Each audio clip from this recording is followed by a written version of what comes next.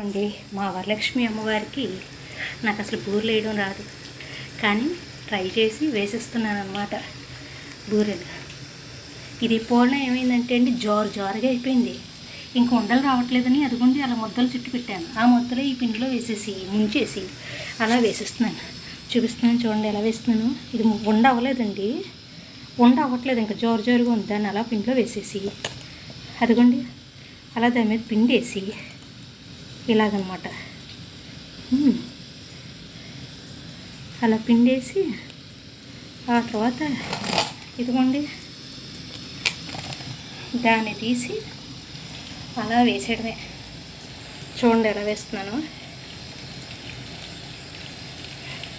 ఇదిగోండి ఇలా వేసేయడమే. మొత్తానికి బూరెలు మళ్ళీ అయిన తర్వాత చూపిస్తానండి ఎలా వచ్చాయో. ఎందుకంటే ఈ చేత్తో ఇప్పుడు ఒక చేత్తో ఈ పిండి కలిపాను కదండి, పిండి ఇంకా రెండో చేత్తో అబక పట్టుకోవాలి. అందుకని వీడియో ఆఫ్ చేసి మళ్ళీ తీసిన తర్వాత మీకు చూపిస్తాను. సక్సెస్ అండి బాబు.